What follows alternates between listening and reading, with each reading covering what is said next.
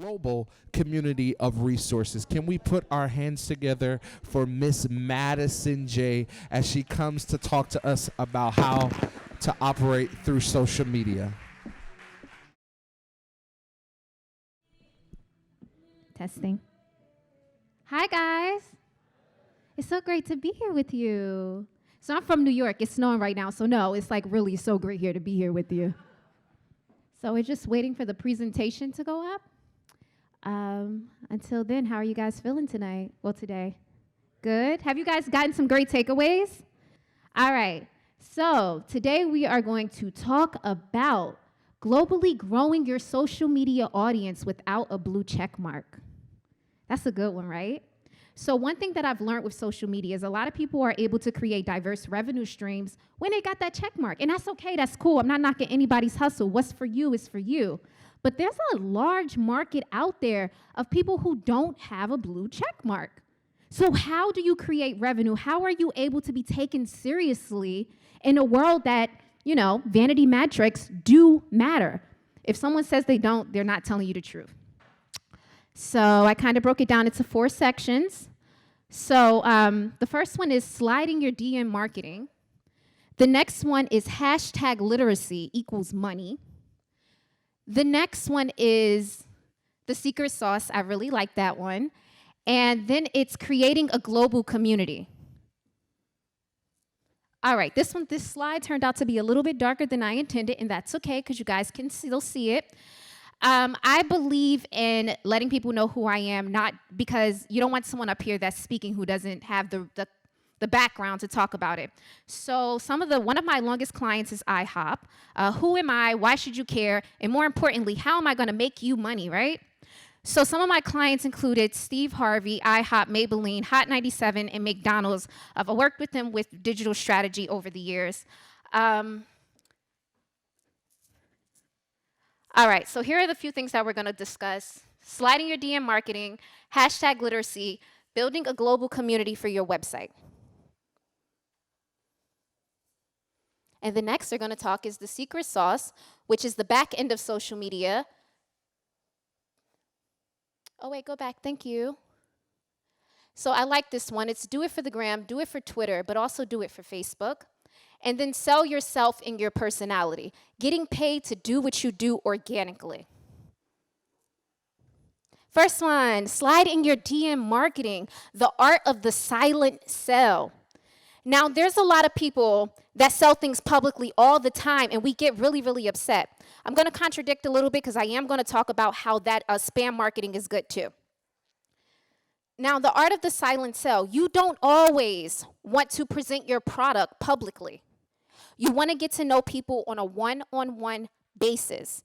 And I'm not even talking about just hitting them up personally saying, hey, here's my product, Ron. I really want you to try it. No, that's not how you get customers. How you get customers is, hey, Ron, how are you doing today? How's your Friday? Are you feeling good? How's your mom and your kids? Oh, that's a great picture. That personal interaction, and I'm not even talking about always doing it on someone's comments, because that's the way it's a vanity metric. It's you wanting attention. I'm talking about really connecting with the energy of your audience. I like your blazer. It's really nice. And your hair. You see? You're smiling. You're caught into that gravitational pull of the audience. It's the truth. I mean, hey, it is what it is. So the next way, and I'm going to touch on this just a little bit, spam marketing. When you have a brand, right? I love the Kardashians for marketing. Say what you want to say about them, but they're geniuses.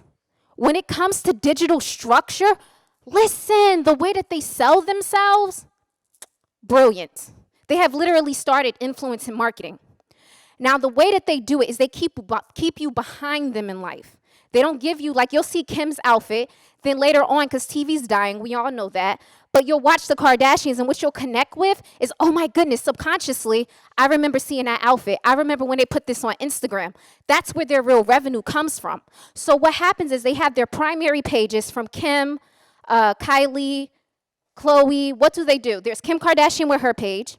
Then after that, you have KKW Beauty. You have Skims. Those are secondary pages. Spam marketing, where it's just solely about the product, is good for those secondary pages.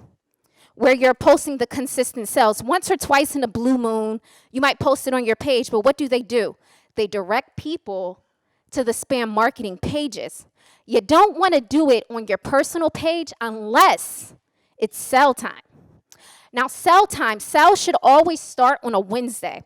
It's the middle of the week, people getting paychecks on Friday. You want to start gearing them up for what you're selling, right? You give them 3 days, you start icing them up, got a sale going on, go to my page. And then throughout those 3 days, and when you're consistently selling that product. But when you're consistently selling a product, I love the archive button, because throughout those 3 days, you're able to consistently post. And when you're selling a product, don't just post that you're selling a product. 3 components that people look for on social media: laughing. How many of you have seen a laughing meme today that you were like, oh my goodness? How many of you are on Instagram?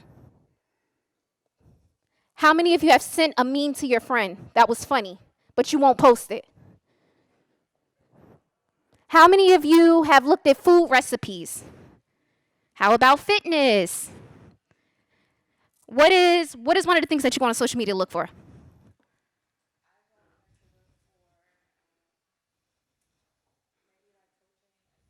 Coaching ideas, tips,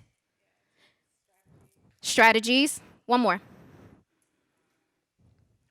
that doesn't have anything to do with your brand.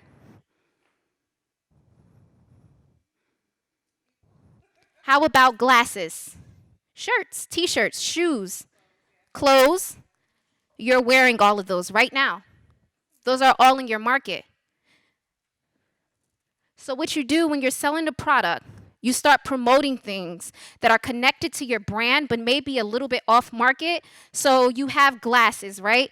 Say, hey guys, here's a meme about glasses. Did you know I have my sale going on? For people out there who need to read or see the vision, here's my sale on my consulting class. Boom, now you got a whole new audience that are involved with glasses. That'll be completely diverse from what you're trying to do, but you just connected them. You see what I did there? All right. That was for you in the back. Hashtag literacy. I love hashtags. Hashtags is the connector with Twitter and Instagram. But the thing about these two, they're completely different on each outlet. And I'll get into the difference of the outlets. So on Twitter, hashtags are more about the conversation, right? When Trump's saying something crazy, you go to the hashtag. When there's something going on, you instantly go to the hashtag on Twitter for the conversation. Instagram, the hashtag is more about building. I have 64 bloggers for my website. Now, I didn't find them by just putting a hashtag on my picture because I wanted bloggers to sign up. How I found them was I go into the hashtag and I engage. The next quote says, engage, you are not Beyonce. One thing I can't stand on social media is when you're leaving money on the table when you're not having authentic reaction with your audience. People want to feel like they're unreachable. But when you want to feel like you're unreachable, you're unreached. You're missing money from you not wanting to say, hey, thanks, when somebody's sitting there taking time out of their day to comment on your post, and you just want to feel like you're being popular, oh, everyone likes me. That's an ego boost. You're missing out on money from not engaging. And I see that quite, and don't get me wrong, all the time you can't engage with every single last person. I get that. Sometimes I'm there. But I try my absolute best to make sure I'm consistent with engaging, because engagement is currency. We're moving into a generation after millennials where it is not about anything else other than relationship.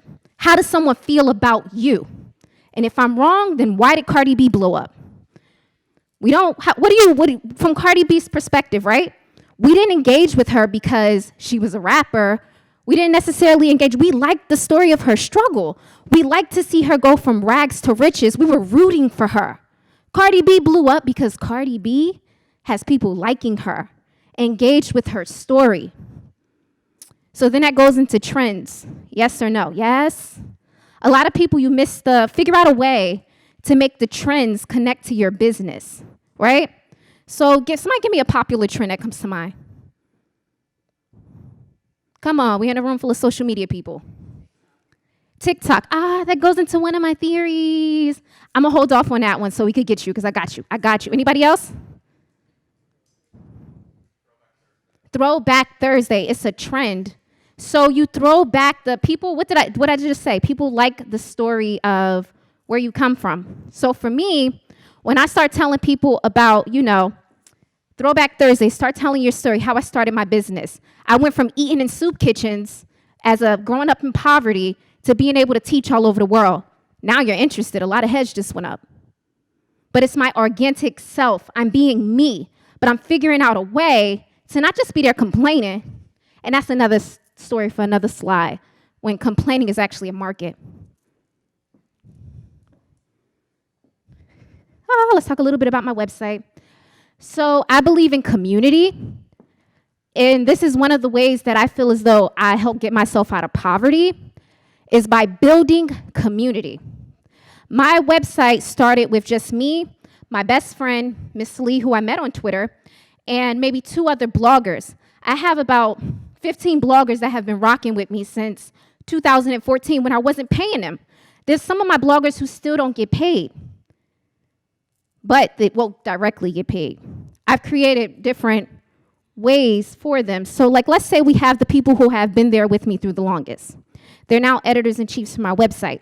They have their own divisions that they run, whether it be because my website's about spirituality and international lifestyle.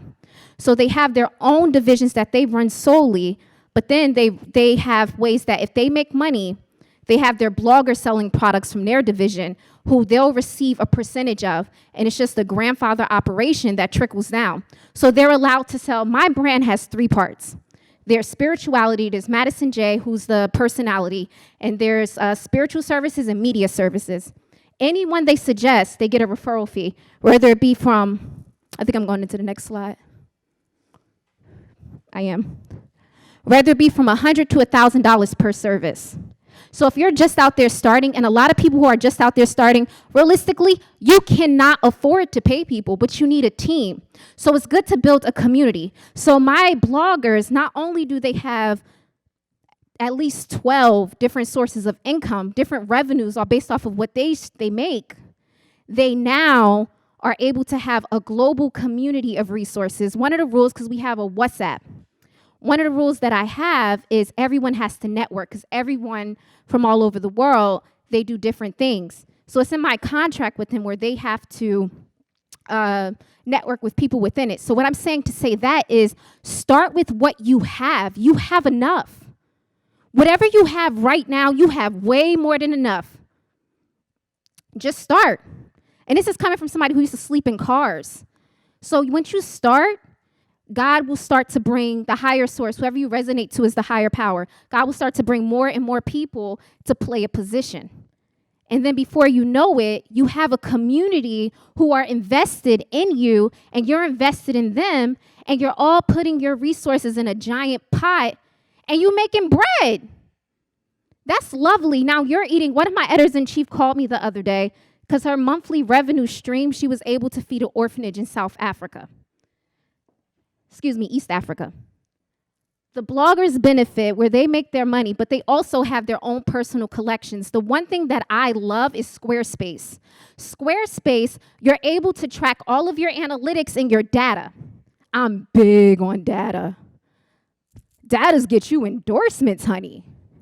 Data, start. It's easy to create a website, get your data on Squarespace. You can easily design. That's what you need to start. I pay them through PayPal. There's a few other sources that I use, but I just did this one. All right, the secret sauce.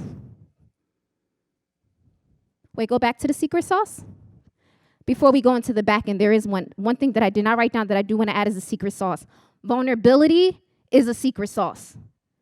People will connect with you if you are vulnerable. If you sell your pain, not up there all the time selling it, but realistically moving forward with social media, if you want to go viral the way the algorithm is set up, you're going to have to be authentic. People like you when you're relatable, period. Moving forward, there's not everybody don't want to always see a positive affirmation. And my brand is spirituality, and I'm telling you that. Everyone doesn't want to see that. People want to connect with you. Like a lot of my story, I'll share the trials and tribulations to get to where I am. People don't like perfection, they like process. They like growth. They like vulnerability. They like struggle to strength. Share you, because that is how you make your unique audience. You have to look at yourself as a walking billboard. There's no longer such thing as a lane. That's completely, it's moving forward, there's no such thing as a lane. What we have now is you have to, if you pick something, you're a trunk. Look at yourself like a tree. So my trunk is spirituality and media, right? But now, if I'm a billboard, my shoes are up, my crystals, that's jewelry, eyelashes. These are organic. Get paid to be yourself. What you have to do, those are your branches, is figure out a way to those branches to connect to your trunk. I'm not omitting business from what I'm talking about because then I'm missing a market. Okay, we'll just go slide through these because a lot of people touched on the back end.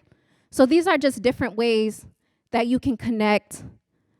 Page likes, engagement. That's how the ad will look. Started with this little, now I do want to say things because a lot of people believe in Facebook ads. I don't. Not for my personal brand, I really don't. Even with my clients, I don't believe in ads like that. Because what happened with the algorithm, they get you addicted to a place where you have to consistently pay them. My audience is 100% organic. While this is an option, I would not suggest you invest in Facebook ads every day. Email marketing is good. Twitter marketing is good. Not every month. Because then unless you have at least $300 a month to spend on ads, try to go into these hashtags, engage, build as authentically as you can with people. But ads are there, but you don't want to make it like the cream of the crop. So this is one thing that I really want to touch on. Do it for the gram, do it for Twitter, and do it for Facebook too, though. Now, with marketing, you definitely have to be consistent in looking at what's next, not who's before you, what's working for you. If you look at Beyonce has her audience, but she's always looking to the generation after her. She's not looking at what's here, what's now. It's how do you consistently evolve. So always look at the younger generation. The younger generation, so this is how you connect social media to your mind, body, spirit, because once you start to connect it to self, you're able to consistently make revenue off of it. So if you think of Twitter, Twitter is the mind, it's the art of the conversation. Instagram is the eyes, it's a visual, it's an art gallery. Facebook is the motherboard, it's the heart. You can say whatever you want about Facebook, but if you want to do Facebook ads, you're not going to reach as many people as you would from the app, as you would as in logging in Facebook. It's the motherboard. And then my advice from TikTok versus Snapchat. This is a good one. I don't like Snapchat. We're all addicted to these social media outlets, to go on what you said earlier. We're all addicted to these social media outlets, but with Snapchat, it's designed to make you waste your time. There's no revenue in it because you cannot. The currency in social media is the longevity of a post. Whether I'm working with Gap or Flat Tummy Tea, whoever it is, the revenue is me consistently keeping that post up for a dramatic amount of time. With Snapchat, you can't. It's designed to waste your time. That's all you're doing. We're going to be addicted to these things. There's no such thing as without social media moving forward. So if we're going to be addicted, you might as well make profit. Can I get an amen? You might as well. So TikTok is the spirit. To go back on what you said, for kids love it. They dancing, they getting down, they're expressing themselves. They got us hooked. It's video. Music is therapy. So if you look at social media like this, the mind, the eyes, the motherboard, the spirit, and don't waste your time. That's how you make revenue, because you go with that theory, you stay in that concept, you know how to target the audience on there as a trunk with branches. So for instance, let's say what's completely different from my brand. My brand is spirituality and media. Fashion has nothing to do with my brand, but it does. I'm wearing red. Color psychology. Red is the color of passion. Why do they wave the bull when the bull is running? It's red because it evokes passion. When you're going into personal branding, what are your favorite two colors? Think of that. Give me a color. Black? Black is a color for power. Yellow is a color for happiness. What are you here in the beautiful blazer with the green on? What's your, give me your favorite two colors.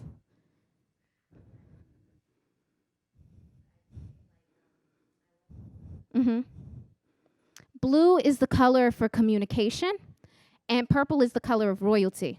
So when you take those two colors, you're able to, from just making my trunk into one of my branches, connecting spirituality with fashion, showing you there's no such thing as a lane anymore, but you have to figure out, how does your business connect to every lane? How does your trunk connect to every lane? Or else you're missing money and leaving it on the table. Because it wouldn't be right if I didn't give you spiritual tips. Bay leaves attract money, so does cinnamon, and also amethyst stones, the spirituality of business and social media. I had to do it, I'm sorry. Third eye chakra music, we didn't get to play that today. We'll just, thank you. Okay, does anybody have any questions? Yes. Thank you. Hi, Story. Hi. So I work for a company that doesn't really, I guess, have a personal brand or some way to connect with the audience. So I see that you work for McDonald's and IHOP, I believe. How do you, I guess, implement these tips for those bigger brands that don't really have a face per se? I actually love that. So I work with the franchisees of these enterprises. Okay. So I'll work with McDonald's, but I'll work with the franchisee. Shout out to Mikkel. Or I'll work with IHOP, and I'll work with their franchisee. Shout out to Adina.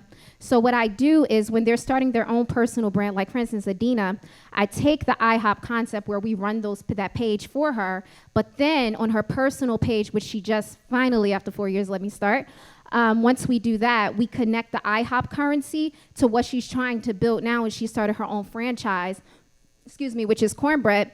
And so now it's putting her personal brand on the same currency value subconsciously as IHOP and cornbread, and we're able to generate revenue streams by playing with the thought process of people and taking her personal franchise while she still has both, taking that personal franchise and promoting it with the same value as a franchise you already know. So for instance, when I first started, when I was at Hot or BLS, I would post the logo in my background, because subconsciously, why do people go to events and take pictures on step and repeats? Because when you take that picture on a step and repeat, it gives you the same currency and value as a Fox 5, which is the logo on the backdrop. So you merge your brand with that brand to create the subconscious same value, and then you sell yourself once, because it's a time thing. It's not going to happen overnight, so you sell yourself through that. So that is an additional branch to your trunk, if that makes sense. Yes. Okay. Thank you. Anybody else? I don't bite, I promise. Any other questions? All right, T. Oh, yes. Hi, my name is Joshua. Hi, Joshua. How much, I guess, importance do you put into the whole color scheme component of the marketing piece? A lot. My brand colors are purple and red.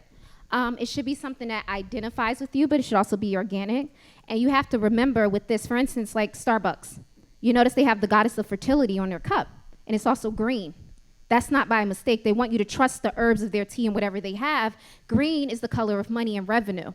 So you have to be very, for instance, I talked to the CEO of Cross River Bank, and they use the infinity sign. Everything is spiritual. Even when I talked to Clive Davis, everything about the higher up, very spiritual. They use emblems, they use color, but it's very strategic.